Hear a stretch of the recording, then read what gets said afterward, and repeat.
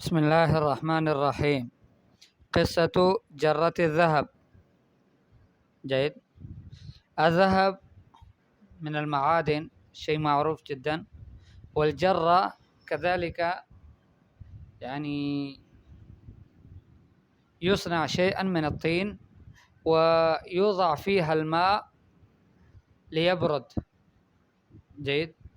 ولكن في قديم الزمان خاصة الناس كانوا يستعملون هذه الجرات حتى يملؤونها من الذهب ثم يخفونها في بطن الأرض. جيد. حفاظا على الذهب أو حفاظا على أموالهم. فيقول الكاتب: في قديم الزمان عاش تاجر أمين، يعني كان يحيى تاجر، وكان هذا التاجر أمينا، كان يتقي الله ويخاف من عذابه. الله تعالى رزقه التقوى والخوف منه. وفي رحلة من رحلات تجارته فكر في أن يستقر في بلدته. مرة عندما سافر في إحدى الأسفار التجارية فكر في أن يستقر في بلدته. لماذا دائما يتجول؟ لماذا لا يستقر في بلده ويستريح من كثرة السفر؟ هذا تفكر حتى يستريح، حتى يعني أكثر من الأسفار. الآن يريد أن يأخذ قسطا من الراحة وعناء الترحال.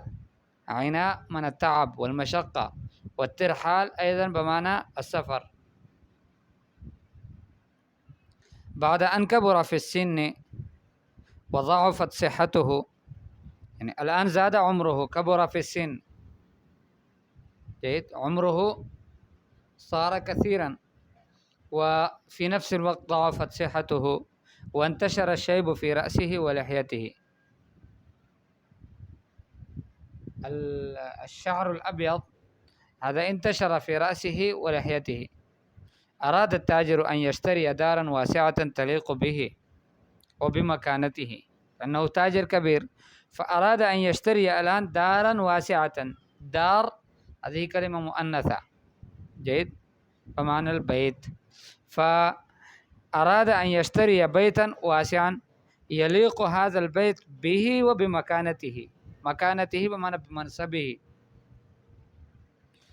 فذهب إلى رجل أراد أن يبيع داره. أحد الرجال كان يريد أن يبيع داره، فهذا ذهب عنده فاشتراها منه. اشترى الدار من ذلك الرجل. ومرت الأيام والتاجر يعيش في داره الجديدة. الأيام كانت تمضي وتمر، وهذا التاجر كان يعيش في داره الجديدة، وإذا به ينظر إلى أحد الحوائط.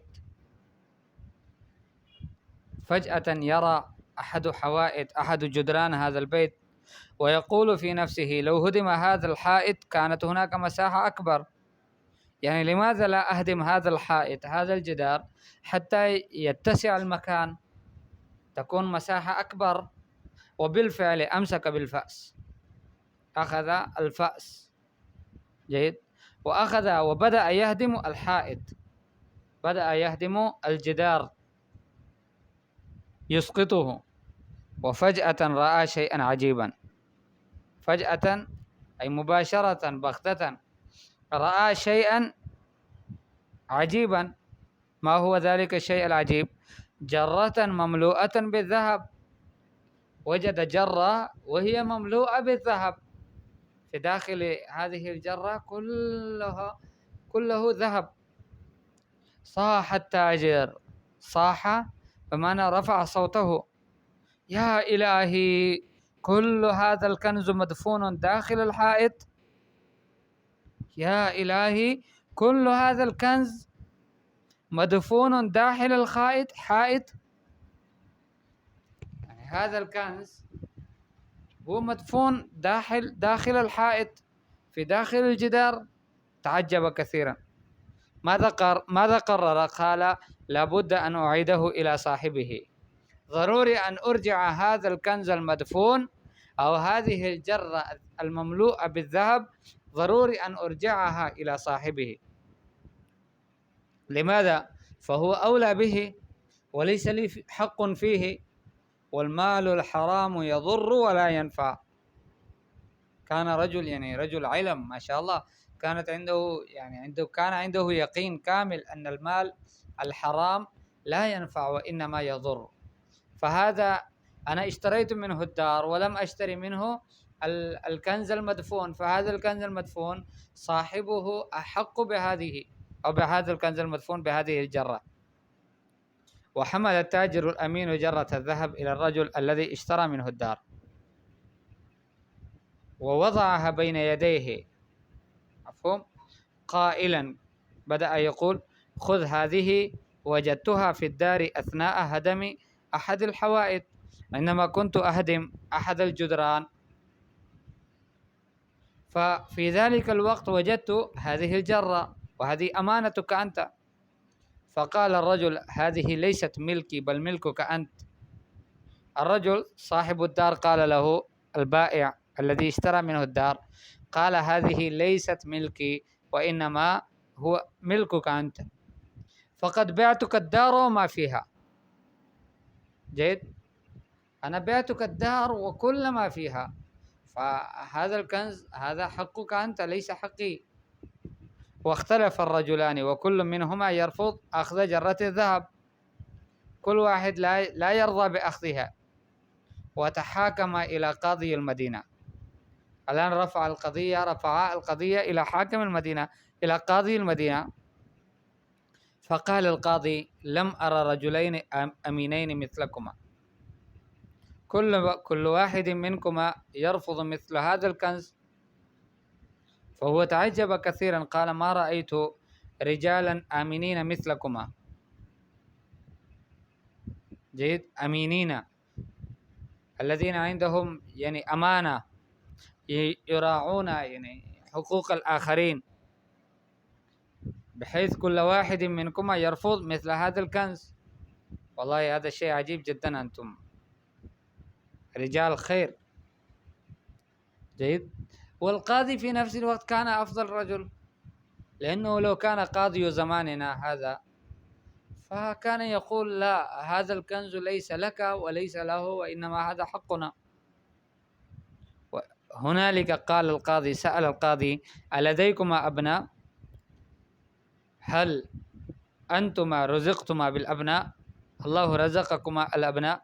فأجاب التاجر الأمين: نعم، لدي بنت. التاجر الأمين الذي اشترى البيت هو قال: نعم، لدي بنت، الله رزقني بالبنت. وقال الرجل: وأنا لدي ولد. فقال القاضي: يتزوج الولد من البنت، هذا الولد يتزوج من تلك البنت، ويصرف الذهب عليهما، الذهب يصرف عليهما، فيكون في هذه الجرة نصيب لكلا الشخصين أو لكلتا العائلتين. فاستصوب الرجلان حكم القاضي. استصوب معناه يعني رأوه هذا الحكم أو هذا القرار صائبا، أنه قرار صحيح جدا، واستحسن رأيه، استحسن أيضا بمعنى استصوب، ووافق على الزواج. جيد. كأنهم زوجوا البنت من ذلك الولد. المهم، هذه هي القصة. أنتم لا شك أنكم وضعتم فيها علامات الترقيم، والذين ما وضعوا أيضا أرجو منهم أن يضعوها ويستعملوها. ثم بعد ذلك إن شئتم أنا سوف أرسل إليكم يعني ورقة جاهزة يكون فيها علامات الترقيم موجودة من قبل، وهذا لكن يكون عمل في الأخير. فأولا أنتم تضعون بأنفسكم، هذا تدريب لكم. تدریبات، یہ قصة جرة الذهب ہے کہ سونے کا گڑھا، اس کا ایک قصہ ہے. تو لکھا ہے فی قدیم زمانے، پرانے زمانے میں، عاش تاجر امین، ایک امین تاجر نے، ایک تاجر تھا، امین تھا، اور وہ زندگی گزارتا تھا. کھانا یتق اللہ، وہ اللہ سے ڈرتا تھا، وہ یخاف من عذابہ، اور اللہ کے عذاب سے ڈرتا تھا.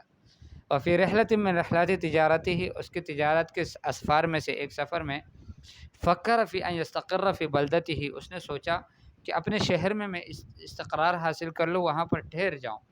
ویستریح من کثرت السفر وعناء الترحال، اور تھوڑا سا آرام میں حاصل کر لو، زیادہ سفر کی وجہ سے اور زیادہ سفر سے اور بار بار کے ترحال یعنی آنے جانے کی مشقت سے، عنا کا معنی مشقت، اس کی مشقت اور تھکاوٹ سے تھوڑا آرام حاصل کر لو۔ بعد ان کبر فی السن، لیکن یہ قرار کب تھا کہ جب وہ بڑے ہو گئے عمر میں، عمر اس کی بڑی ہو گئی، وضعفت صحتہ، صحت اس کی کمزور ہو گئی، وانتشر الشیب فی رأسہ ولحیتہ، سفید بال اس کے سر میں اور اس کی داڑھی میں پھیل گئے۔ اراد التاجر ان یشتری دارا، اب اس تاجر نے سوچا، ارادہ کیا کہ ایک گھر خریدنا چاہیے، واسعتاً کہ وسیع گھر ہو، تلیق بہ کہ جو اس کے ساتھ مناسب ہو، وہ بمکانتہ چونکہ ایک بڑا تاجر ہے تو اس کے منصب کی بھی موافق ہو۔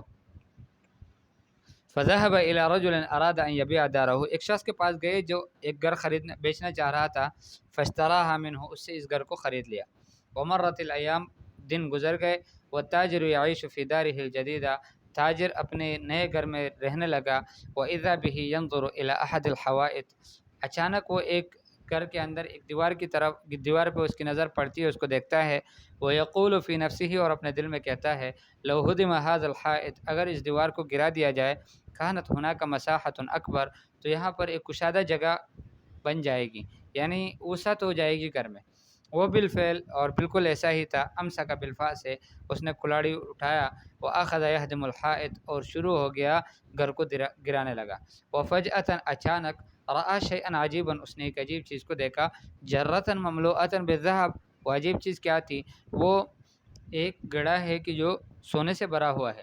صاح التاجر، یہ تاجر چیخنے لگا، کہنے لگا، یا الہی، کل هذا الکنز، سارا یہ خزانہ، مدفون داخل الحائط، یہ سب مدفون ہیں دیوار کے اندر، لابد ان اعیدہ الی صاحبہ، ضروری ہے کہ میں اس کو اس کے صاحب کی طرف، جو اس کا مالک ہے، اس کو واپس کر دو۔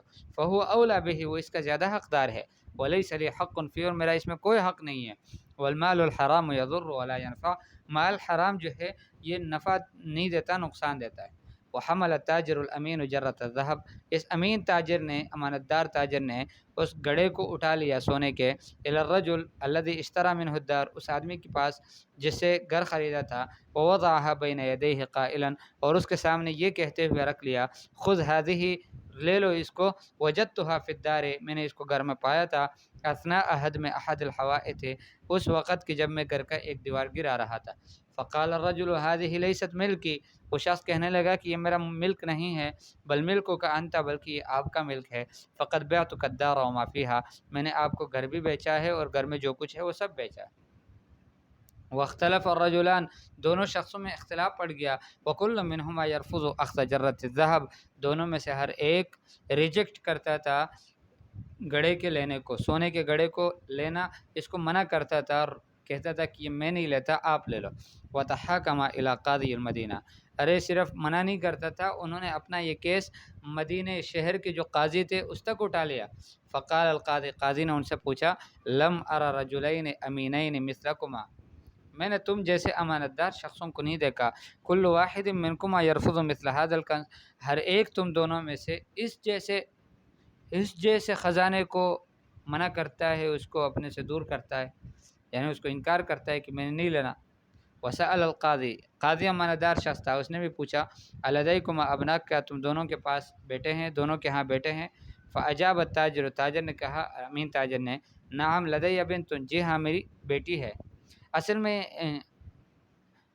ٹھیک ہے۔ وقال الرجل، اور آدمی نے کہا، وانا لدی ولد، اور میرا بیٹا ہے۔ فقال القاضی، قاضی نے کہا، یتزوج الولد من البنت، کہ لڑکے کی شادی لڑکی سے کی جائے گی، ویصرف الذهب علیہما، یہ سونا ان دونوں کے اوپر خرچ کیا جائے گا۔ فاستصوب الرجلان، دونوں نے اس کے رائے کو ٹھیک سمجھا، حکم القاضی، قاضی کے فیصلے کو، واستحسن رأیہ، اور اس کے رائے کو اچھا سمجھا، ووافق علی الزواج، اور اس شادی پر دونوں نے موافقت کر لی۔